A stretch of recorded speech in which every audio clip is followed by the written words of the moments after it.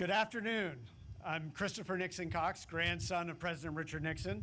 And on behalf of my family and the board of directors of the Nixon Foundation, I want to welcome you to another important event here at the Richard Nixon Library, Birthplace, and Museum, the birthplace of which is right behind me here. Today, we are honored to have Secretary of State Mike Pompeo to have chosen the Nixon Library to make a major speech about U.S. China relations. Like we do so often at the library, we're going to begin our program with a prayer. Would you please remain standing and welcome Greg Laurie, the senior pastor at Harvest Christian Fellowship, for an invocation.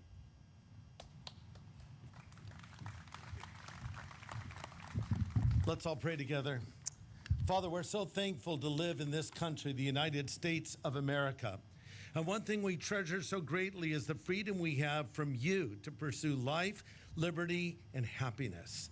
We have the freedom to speak our minds, the freedom to worship, and the freedom to proclaim the message that Jesus Christ died for our sins and rose from the dead and can give the personal life, liberty, and happiness if we will put our trust in him. But we have other brothers and sisters in other countries that don't have this freedom. We think of those suffering under the tyranny of China, including our own persecuted church. We pray for them, that you would strengthen them and help them. We thank you for President Trump, who wants to lead us courageously in the right way. And we thank you for Secretary Pompeo, who is a champion of these rights. We pray for Secretary Pompeo as your servant, as he travels around the world to help spread this freedom that we enjoy. We commit this meeting, this speech, and most importantly, our nation to you. We ask you to protect, guide, and bless the United States of America. In Jesus' name we pray, amen.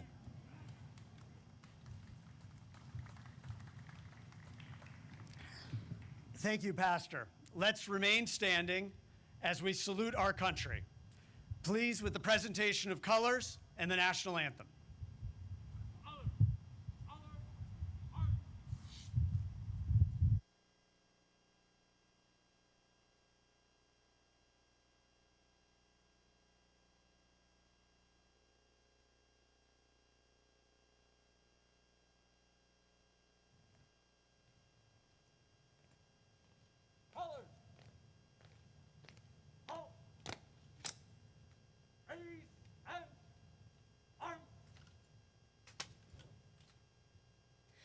Oh, say, can you see by the dawn's early light what so proudly we hailed at the twilight's last gleaming, whose broad stripes and bright stars through the perilous fight o'er the ramparts we watched were so gallantly streaming, and the rockets' red glare, the bombs bursting in air, gave proof through the night that our flag was still there.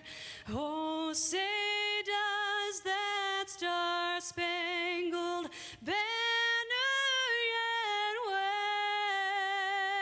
wave o'er the land of the free and the home of the brave?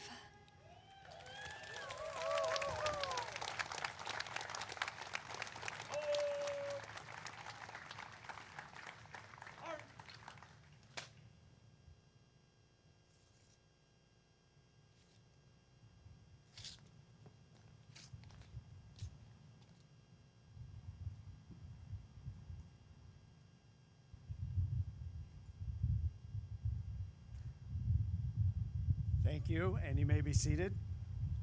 And please join me in thanking the Air Force Blue Eagles Honor Guard and Senior Airman Kayla High-Smith of the Air Force Band of the Golden West for that beautiful rendition. My grandfather's vision and courage made the United States opening to China possible when he and my grandmother went there almost 50 years ago in 1972. He called that the week that changed the world, and he understood that the world is always changing. Secretary Pompeo is on the front line of America's foreign policy, and it's fitting that he is here at the Nixon Presidential Library and Birthplace to discuss the relationship between our two countries today. It is my privilege now to introduce a distinguished statesman, a mayor, a senator, a governor, and an old and close friend of my family, the Nixon family, who will introduce Secretary Pompeo. In fact, my family asked this old and dear friend to eulogize both my grandmother and my grandfather in this exact location 26 and 27 years ago today, 26 and 27 years ago. Ladies and gentlemen, please join me in welcoming Governor Pete Wilson.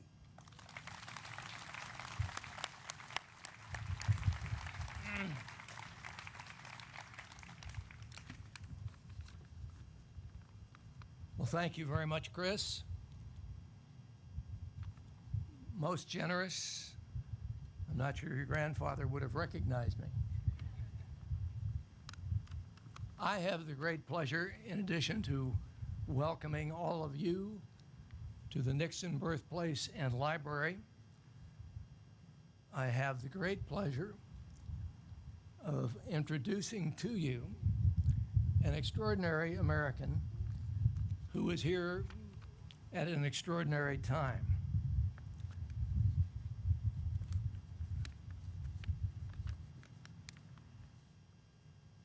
But the fun of it is, in introducing our honored guest, I also am welcoming him not just to the Nixon Library, but I'm welcoming him back home to Orange County.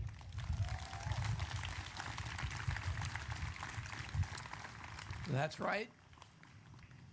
Mike Pompeo was born in Orange.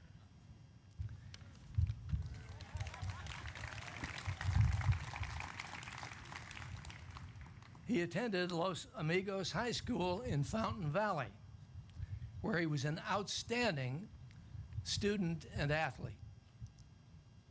In fact, I have it on good authority that among the fans of glory days of Lobo basketball, a reverent hush descends upon the crowd whenever the name Pompeo is mentioned. The secretary was first in his class at West Point. He won the award as the most distinguished cadet. He won another award for the highest achievement in engineering management. He spent his active duty years, his Army years, in West Germany and, as he put it, patrolling the Iron Curtain before the fall of the Berlin Wall. In 1988, retiring with the rank of captain, he went on to Harvard Law School, where he was an editor of the Law Review. In 1988, he returned to his mother's home state of Kansas and began a stunningly successful business career. He was elected to the House of Representatives from Kansas in 2011, where he soon gained great respect for a reputation as one of the most diligent and astute members of the House of the House Intelligence Committee. In 2017, President Trump nominated him to be the director of Central Intelligence. And in 2018, he was confirmed as our 70th Secretary of State. You have to admit, that's quite an impressive resume. So it's sad there's only one thing missing, prevents it from being perfect. If only Mike had been a Marine.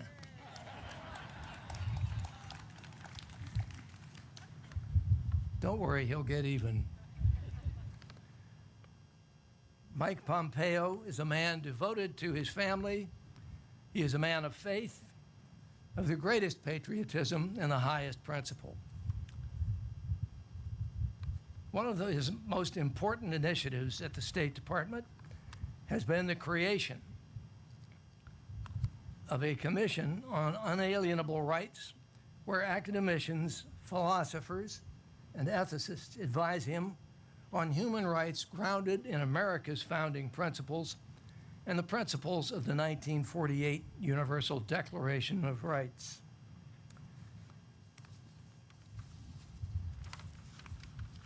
He is here today for a very special reason. The epitaph on President Nixon's gravestone is a sentence from his first inaugural address. It says, quote, "The greatest honor history can bestow is the title of peacemaker." Richard Nixon received that title. He won that honor not only because he was acknowledged even by his critics to be a brilliant foreign policy strategist, but it was far more because he earned it. He learned as congressman, senator, president, and every day thereafter as a private citizen ambassador that peace is not achieved by signing documents and declaring the job done. To the contrary, he knew that peace is always a work in progress. He knew that peace must be fought for and won anew in every generation. It was President Nixon's vision, determination, and courage that opened China to America and to the Western world. As president, and for the rest of his life, Richard Nixon worked to build a relationship with China based upon mutual benefits and obligations that respected America's bedrock national interests. Today, we in America are obliged to assess whether or not President Nixon's labors and his hopes for such a relationship have been met or whether they are being undermined. That is why it is of such great significance that our honored guest, Secretary Pompeo, has chosen the Nixon Library from which to deliver a major China policy statement. It will, I promise you, be a statement of complete clarity, delivered with force and with belief, because it is of critical importance.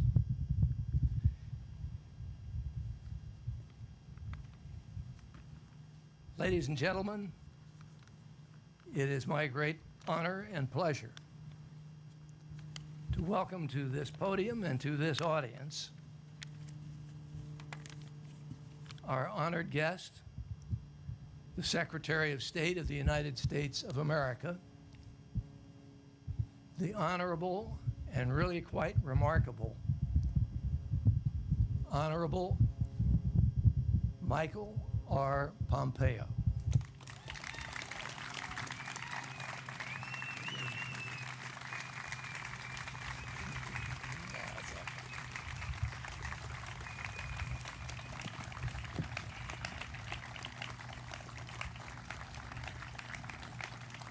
Thank you. Thank you all. Thank you, Governor, for that very, very generous introduction. It is true, when you walk in that gym and you say the name Pompeo, there is a whisper. I had a brother, Mark, who was really good, a really good basketball player. And how about another round of applause for the Blue Eagles Honor Guard and Senior Airman Kayla Highsmith and her wonderful rendition of the national anthem. Thank you, too, to Pastor Lori for that moving prayer. And I want to thank Hugh Hewitt and the Nixon Foundation for your invitation to speak at this important American institution. It's great to be sung to by an Air Force person, introduced by a Marine, and they let the Army guy in front of the Navy guy's house. It's all good.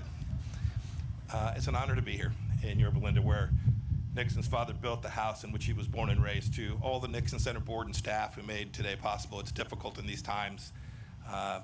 Thanks for making this day possible for me and for my team. We are blessed to have some incredibly special people in the audience, including Chris, who I've gotten to know, Chris Nixon. I also want to thank Tricia Nixon and Julie Nixon Eisenhower for their support of this visit as well. I want to recognize several courageous Chinese dissidents who have joined us here today and made a long trip. And to all the other distinguished guests,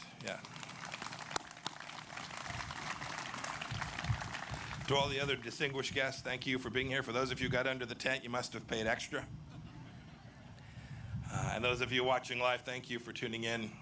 And finally, as the governor mentioned, I was born here in Santa, not very far from here.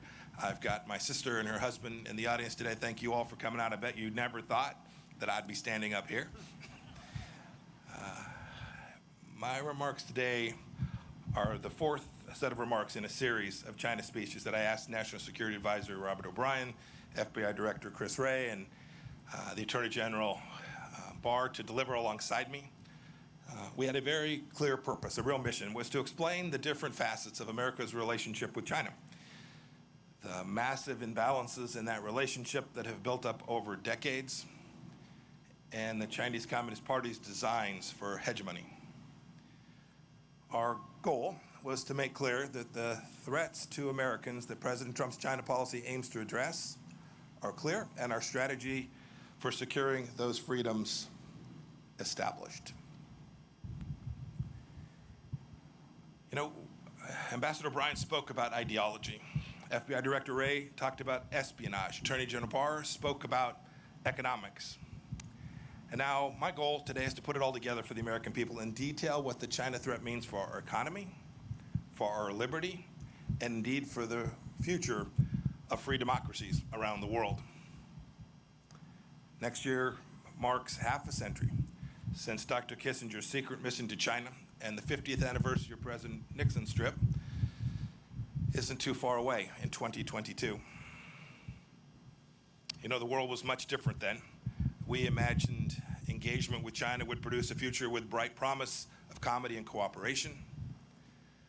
But today we're all still wearing masks and watching the pandemic's body count rise because the CCP failed in its promises to the world. We're reading every morning new headlines of repression in Hong Kong and in Xinjiang. We're seeing staggering statistics of Chinese trade abuses that cost American jobs and strike enormous blows to the economies all across America, including here in Southern California. And we're watching a Chinese military that grows stronger and stronger and indeed more menacing. I'll echo the questions ringing in the hearts and minds of Americans from here in California to my home state of Kansas and beyond. What do the American people have to show now, 50 years on, from engagement with China? Did the theories of our leaders that proposed Chinese evolution towards freedom and democracy prove to be true? Is this China's definition of a win-win situation? And indeed, centrally, from Secretary of State's perspective, is America safer? Do we have a greater likelihood of peace for ourselves and peace for the generations which will follow us?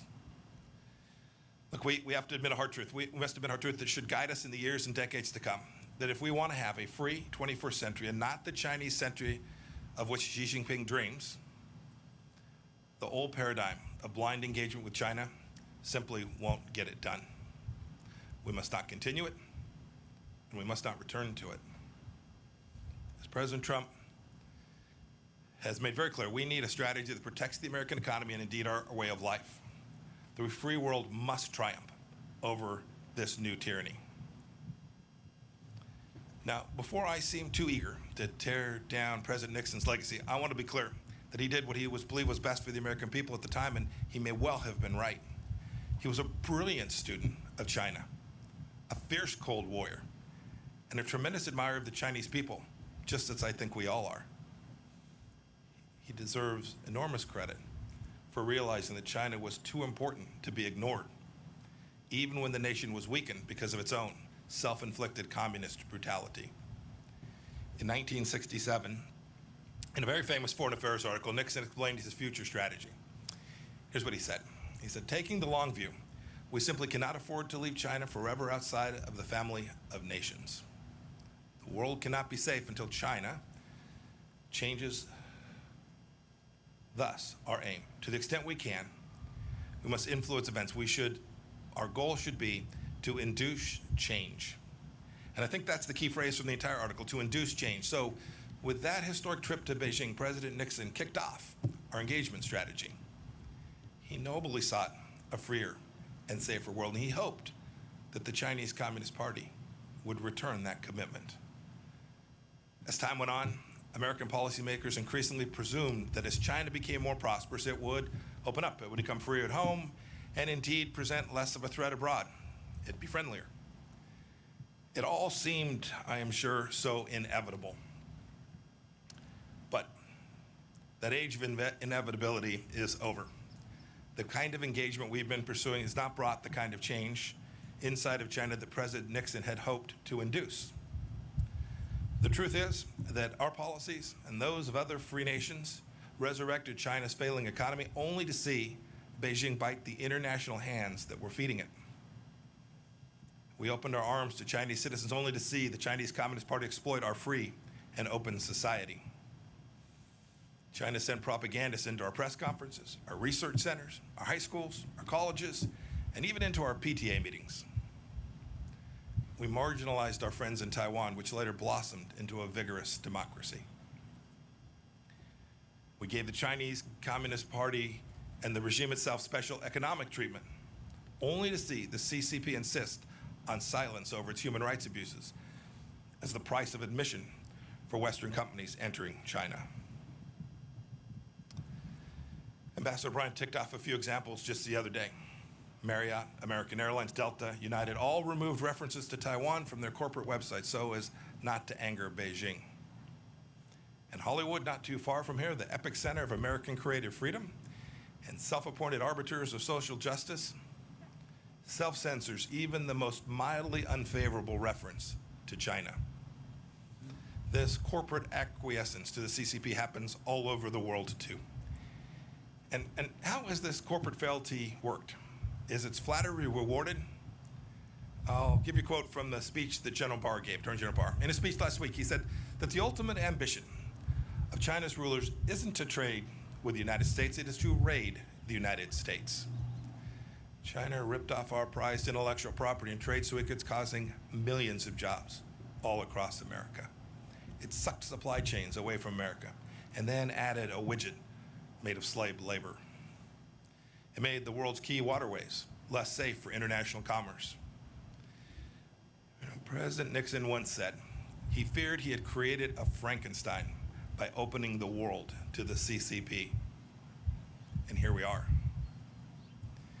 Now, people of good faith can debate why free nations allowed these bad things to happen for all these years. Perhaps we were naive about China's virulent strain of communism, or triumphalist after our victory in the Cold War, or cravenly capitalist, or hoodwinked by Beijing's talk of a peaceful rise. Whatever the reason, today China is increasingly authoritarian at home and more aggressive in its hostility to freedom everywhere else. And President Trump has said enough. I don't think many people on either side of the aisle dispute the facts that I've laid out today. But even now, some are insisting that we preserve the model of dialogue for dialogue's sake. Now, to be clear, we'll keep on talking, but the conversations are different these days. I traveled to Honolulu now just a few weeks back to meet with Yang Jiechi. It was the same old story. Plenty of words, but literally no offer to change any of the behaviors. Yang's promises, like so many the CCP made before him, were empty.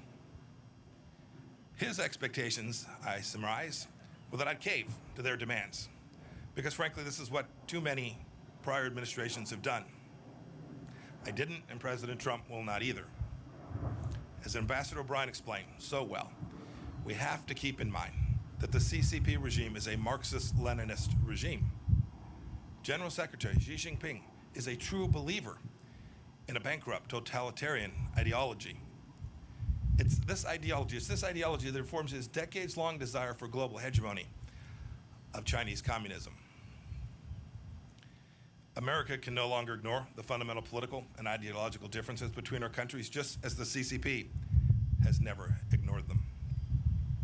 My experience in the House Intelligence Committee, and then as director of the Central Intelligence Agency, and my now 2+ years as America's Secretary of State have led me to this central understanding that the only way to truly change communist China is to act not on the basis of what Chinese leaders say, but how they behave.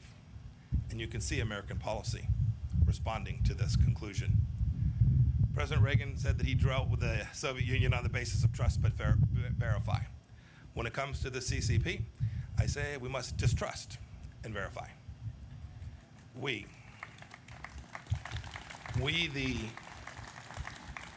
the freedom-loving nations of the world must induce China to change, just as President Nixon wanted.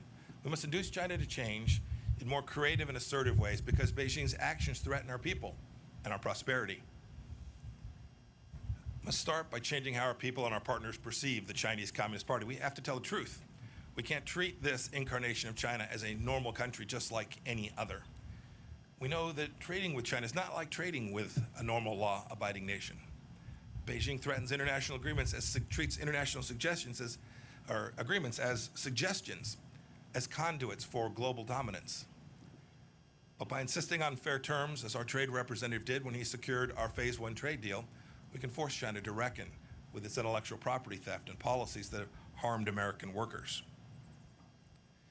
We know, too, that doing business with a CCP-backed company is not the same as doing business with, say, a Canadian company. They don't answer to independent boards, and many of them are state-sponsored and so have no need to pursue profits.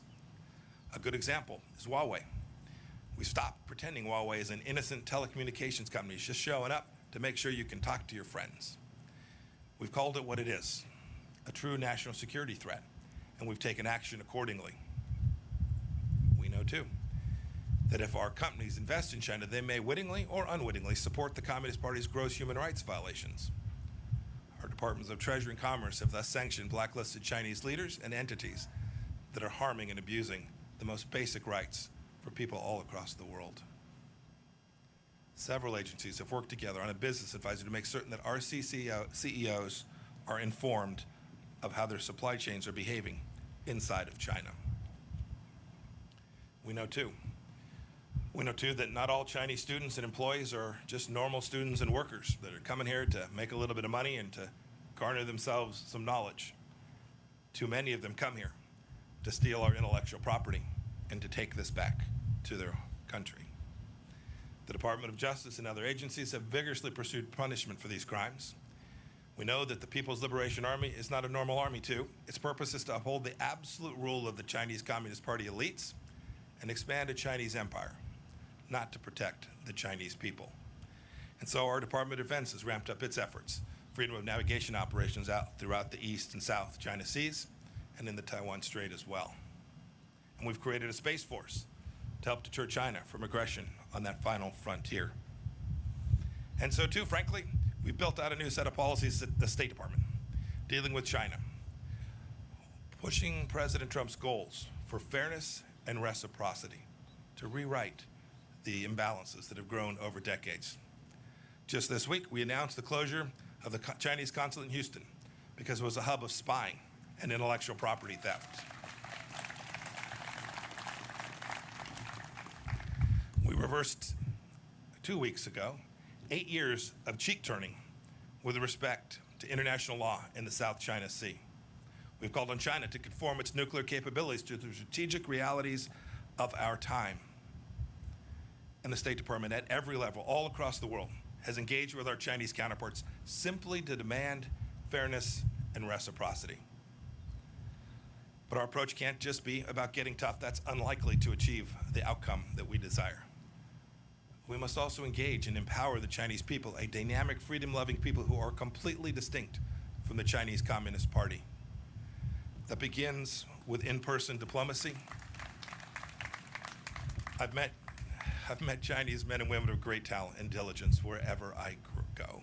I've met with Uyghurs and ethnic Kazakhs who have escaped Xinjiang's concentration camps. I've talked with Hong Kong's democracy leaders, from Cardinal Zen to Jimmy Lai. 2 days ago in London, I met with Hong Kong freedom fighter Nathan Law. And last month, in my office, I heard the stories of Tiananmen Square survivors. One of them's here today. Wang Dan was a key student who has never stopped fighting for freedom for the Chinese people. Mr. Wang, will you please stand so that we may recognize you?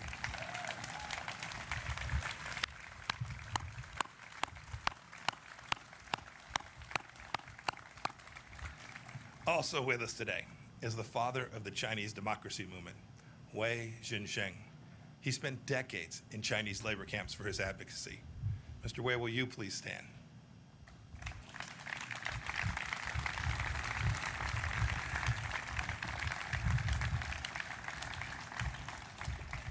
You know, I grew up and served my time in the Army during the Cold War, and if there's one thing I learned, communists almost always lie. The biggest lie that they tell is to think that they speak for 1.4 billion people who are surveilled, oppressed, and scared to speak out. Quite the contrary, the CCP fears the Chinese people's honest opinions more than any foe. And save for losing their own grip on power, they have no reason to. Just think how much better off the world would be, not to mention the people inside of China, if we had been able to hear from the doctors in Wuhan and they'd been allowed to raise the alarm about the outbreak of a new and novel virus. For too many decades, our leaders have ignored, downplayed the words of brave Chinese dissidents and warned us about the nature of the regime we're facing, and we can't ignore it any longer. They know as well as anyone that we can never go back to the status quo. But changing the CCP's behavior cannot be the mission of the Chinese people, and free nations have to work to defend freedom. It's the furthest thing from easy. But I have faith we can do it. I have faith because we've done it before. We know how this goes. I have faith because the CCP is repeating some of the same mistakes that the Soviet Union made. Alienating potential allies, breaking trust at home and abroad, rejecting property rights and predictable rule of law. I have faith. I have faith because of the awakening I see among other nations that know we can't go back to the past in the same way that we do here in America. I've heard this from Brussels to Sydney to Hanoi. And most of all, I have faith we can defend freedom because of the sweet appeal of freedom itself. Look at the Hong Kongers clamoring to emigrate abroad as the CCP tightens its grip on that proud city. They wave American flags. It's true. There are differences. Unlike the Soviet Union, China is deeply integrated into the global economy. But Beijing is more dependent on us than we are on them.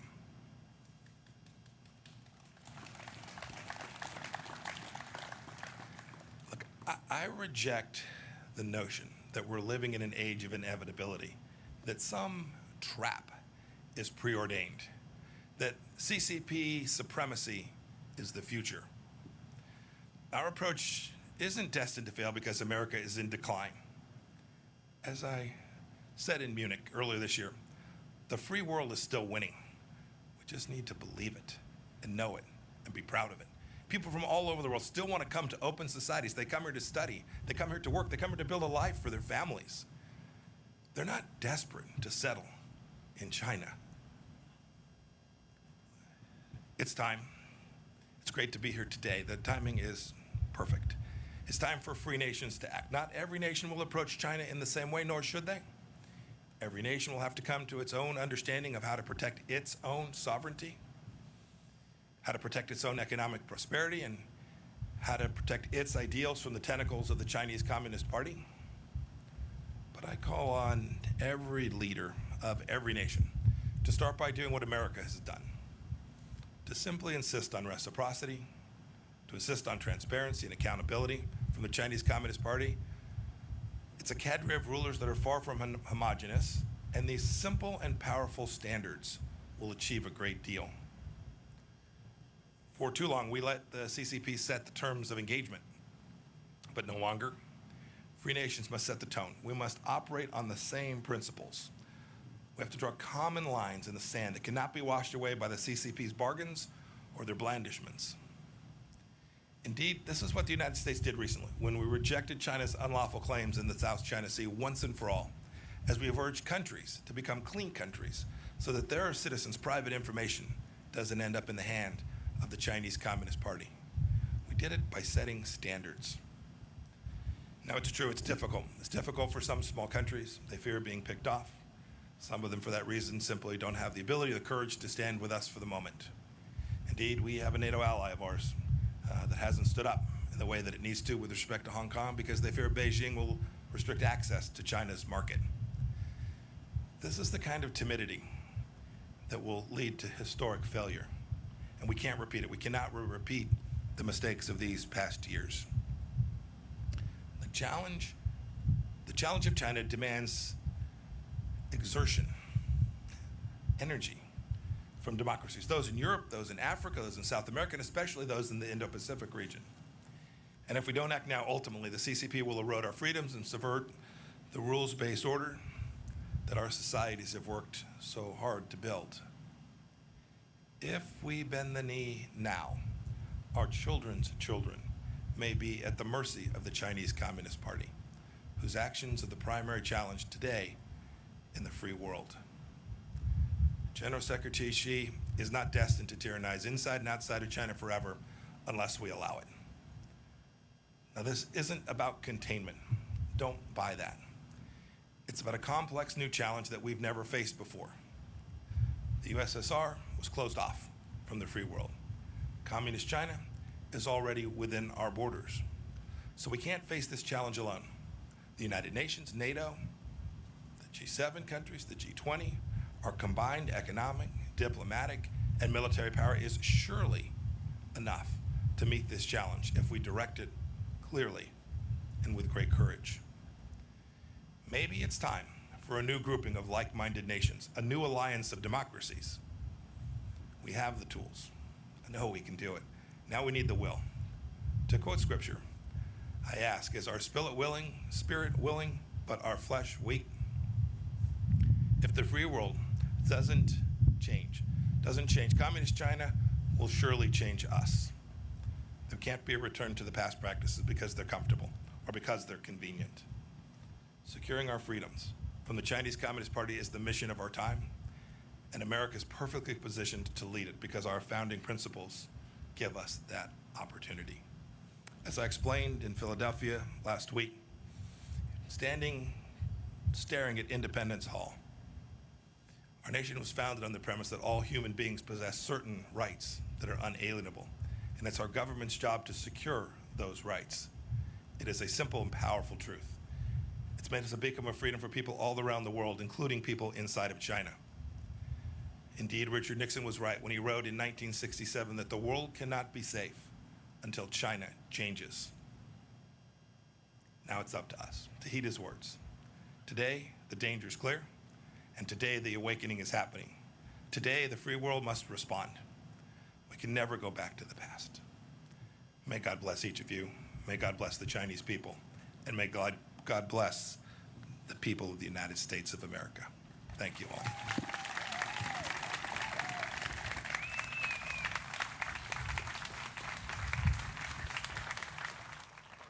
Thank you, Mr. Secretary. Please be seated. I'm Hugh Hewitt, the president of the library, and Secretary Pompeo graciously invited some questions as I was listening. Thank you for joining us, Mr. Secretary, at the Nixon Library. My first question has to do with the context of the president's visit in 1972. You mentioned the Soviet Union was isolated, but it was dangerous. He went to the People's Republic of China in 1972 to try and ally and combine interest with them against the Soviet Union. It was successful. Does Russia present an opportunity now to the United States to coax them into the battle to be relentlessly candid about the Chinese Communist Party? So I do think there's that opportunity. That opportunity is born of the relationship, the natural relationship between Russia and China. And we can do something as well. There are places where we need to work with Russia. Today, or tomorrow, I guess it is, our teams will be on the ground with the Russians working on a strategic dialogue to hopefully create the next generation of arms control agreements like Reagan did. It's in our interest, it's in Russia's interest. We've asked the Chinese to participate. They've declined to date. We hope they'll change their mind. It's these kind of things, these proliferation issues, these big strategic challenges that if we work alongside Russia, I'm convinced we can make the world safer. And so I think there is a place for us to work with the Russians to achieve a more likely outcome of peace, not only for the United States, but for the world. President Nixon also put quite a lot of story in personal relationships over many years with individuals. That can lead wrong. President Bush famously misjudged Vladimir Putin and said so afterwards. You have met President Xi often. Is the General Secretary of the Chinese Communist Party someone with whom we can deal on a transparent and reliable basis, in your opinion, based on your personal diplomacy with him? So the meetings that I've had and the meeting that the president we've had, they've been good, frank conversations. He is the most powerful leader of China since Mao. He has also, in many ways, deinstitutionalized the Chinese Communist Party, thus giving him even more capacity and more power. But I think the way to think about it is how I spoke about this today. It's about actions. And so how one evaluates one's counterparts sitting across the table from them is important to think about how you can find common understandings and make progress. But in the end, it's not about what someone says or the agreement that they sign, but are they prepared to lead, to do the things that they committed to? Are they prepared to fulfill their promises? And we've watched this China walk away for their promises to the world on Hong Kong. We walked their General Secretary Xi promised President Obama in the Rose Garden in 2015 that he wouldn't militarize the South China Sea. Google the South China Sea and arms. You'll see another promise broken. So in the end, from my perspective, it's much more important to watch how leaders behave and how they lead than what it is you think when you have a chance to talk to them on the phone or meet them in person. Mr. Secretary, you said this is not containment. I heard that very clearly. I have read the 3 previous speeches by Ambassador O'Brien, Director Wray, Attorney General Barr, and now listened to you very closely. It isn't containment, but it is a fairly comprehensive, multidimensional, relentlessly objective candor. Is that dangerous in a world that's not used to speaking clearly about delicate subjects? You know, my experience, and I think President Trump's experience too in his life as a businessman, is the best policy is always true candor. Identifying the places that you have a red line, identifying places that you have a real interest, making clear if there's places where you don't and there's things that you can work on alongside each other. I think the real danger comes from misunderstandings and miscommunication and the failure to be honest about the things that matter to you, because others will move into that space and then conflict arises. I think the world is a heck of a lot safer when you have leaders who are prepared to be honest about the things that matter and prepared to talk about the things their nation is prepared to do to secure those interests. And you can reduce risk by these conversations so long as you're honest about it. So I don't think it's dangerous. I think it's just the opposite of that. You also said, and I'm sure the speech will be known as the distrust but verify speech. When you distrust but verify, that still premises verification is possible. It is still possible to do agreements and to verify them, correct? It is. Yeah, you can still do it. Each nation's got to be prepared for a certain amount of intrusiveness connected to that. And it is not in the nature of communist regimes to allow transparency inside of their country. And so it's been done before. We had arms controls agreements with the Soviet Union that we got verification that was sufficient to ensure that we protected American interests. I believe we can do it again. I hope that we can do this on these. The Chinese Communist Party has several hundred nuclear warheads. This is a serious global power. And to the extent we can find common ground, a common set of understandings to reduce risk that there's ever a really bad day for the world, we ought to do it, and it's going to require agreement and verification. Ambassador Richard Haass, who is now chairman of the Council on Foreign Relations, said very recently, it may have been yesterday, it might have been this morning, I saw it this morning preparing, Quote, Secretary Pompeo doesn't speak of China, but of the Chinese Communist Party if there is a China, as if there were a China apart from the party. This is meant to antagonize and make diplomacy impossible, quite a stance for America's chief diplomat to take unless his goal is to ensure diplomacy fails. Is that your goal? Goodness. Where to begin? Here's where I'll begin. It's a bit patronizing to the people of China to make such an assertion that they're not free-thinking beings, that they're not rational people who were given, they too were made in the image of God, right? They have all the capacity that anybody in the world does. So to somehow think that we ought to ignore the voices of the people of China seems to me the wrong approach. It is true. The Chinese Communist Party is a one-party rule state. And so we will deal with the Chinese Communist Party as the head of state for China. And we need to engage in dialogue. But it seems to me we would dishonor ourselves and the people of China if we ignored them. Now, Ambassador O'Brien, whose speech you referenced, put heavy emphasis on the ideology of Marxist-Leninism. It was almost quaint to hear that conversation again. It's gone from our vocabulary. Does the American people, and especially the American media, need to reacquaint itself with what Marxist-Leninists believe because the CCP genuinely does believe it? You know, I always get in trouble, Hugh, when I comment on the media. So I'll say this much. For those of us who have lived and seen and observed, there are other Marxist-Leninist nations today as well, and have seen, they believe, they have an understanding, a central understanding of how people interact and how societies ought to interact. And it is certainly the case today that the leadership in China believes that. We should acknowledge that, and we should make sure that we don't for a moment think that they don't believe it. It's what Ambassador O'Brien's speech was about. It was the fact it was acknowledged that they believe it and recognizing that we have to respond in a way that reflects our understanding of the way they view the world. Let's not talk about the American media. I want to talk about the Chinese media for a moment. They are aggressive, to say the least. And right now they are aggressively defending, for example, TikTok. A small question within a large question. Is TikTok capable of being weaponized? Is that an example of what's going on? And generally, Chinese media has become far more aggressive than I've seen in 30 years since I was at the library the first time of watching it. Is that something you've noticed as well? Yes, they're very aggressive. Two pieces to this. One you hit upon. One is I'll describe as their technology media. Without singling out any particular business, our view of these companies is we're neither for or against the company. We're about making sure that we protect the information that belongs to each of you, your health records, your face, if it's a facial recognition software, your address, all the things that you carry that you want to make sure the Chinese Communist Party doesn't have. We have a responsibility to make sure that the systems that you're using don't give them access to that. And so whether it's the efforts we made against Huawei or the work that we're doing on other software firms, the American task is to protect the American people and their information.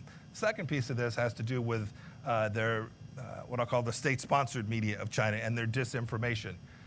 You should know, and this is where I am concerned about the American media too. These are state-sponsored media organizations that take their messaging from the Chinese Communist Party each day. When American institutions pick up those storylines and carry them forward, they are in fact propagating Chinese propaganda, and we all ought to be wise to that. There was an editorial in the New York Times yesterday by someone who had a clear view that was antithetical to the American way of life. The New York Times ran it straight up without comment, forwarding, although albeit in the opinion section, but propagating Chinese propaganda. That is certainly not instructive when they're telling senators from Arkansas they can't simply talk about American freedom in that same media outlet. You mentioned that a lot of corporate America, and you mentioned specifically Hollywood, have got deep intertwinement with the Chinese economy. So I don't want to talk about soft power, I want to talk about soft appeasement. One of my favorite sports figures, LeBron James, falls silent when China comes up.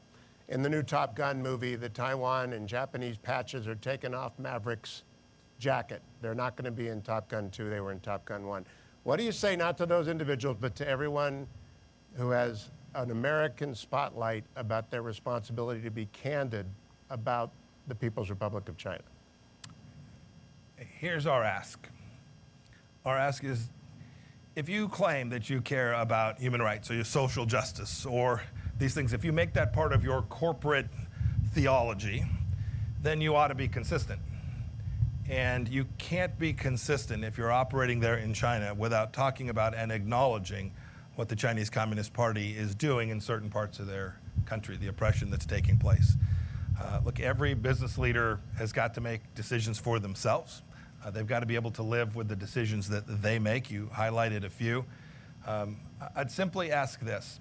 If you run an entity and the United States government were to tell you you couldn't do something, put a particular symbol in your movie or put a particular name on your menu, if we were to tell you that, you'd say, nope, that's not appropriate, and it, of course, would not be appropriate.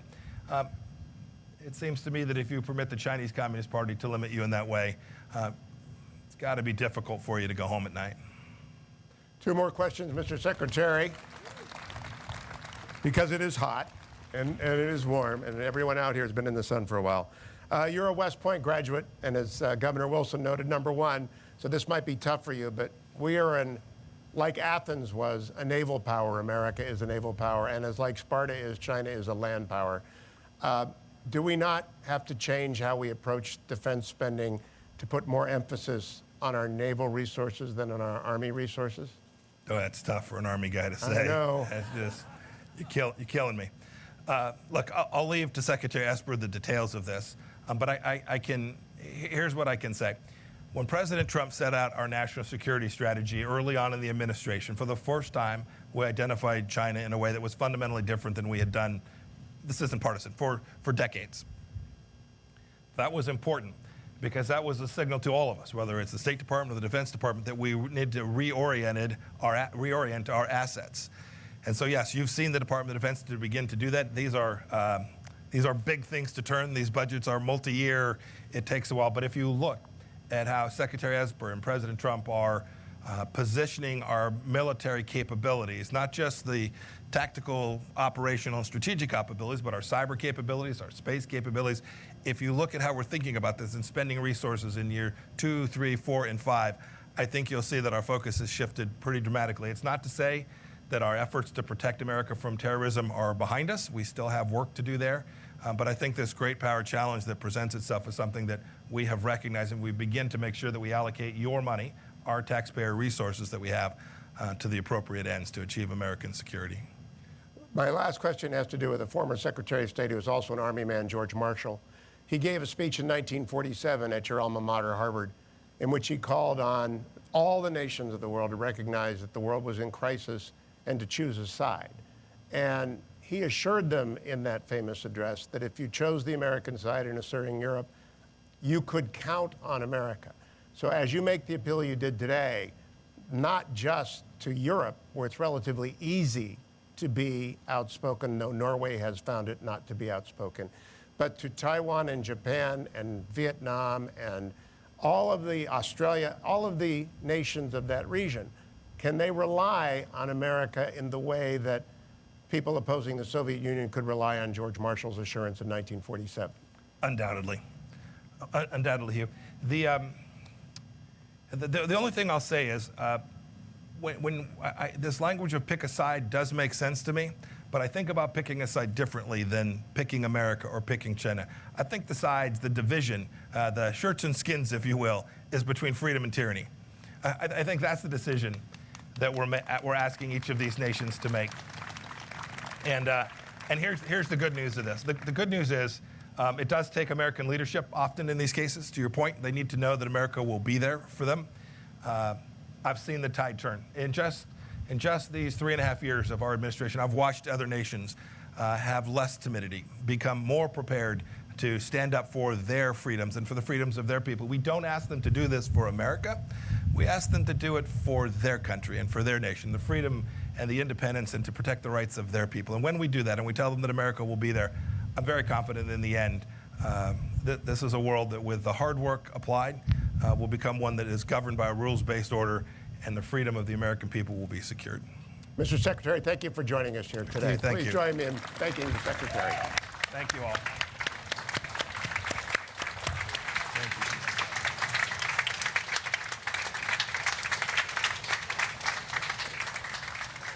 Ladies and gentlemen, thank you for attending this historic address with Secretary of State Mike Pompeo. We'd like to invite you to relax, refresh, and cool off in the First Lady's Rose Garden and under the eaves of the colonnade. Please follow the ladies in red jackets. They will show you the way. Thank you.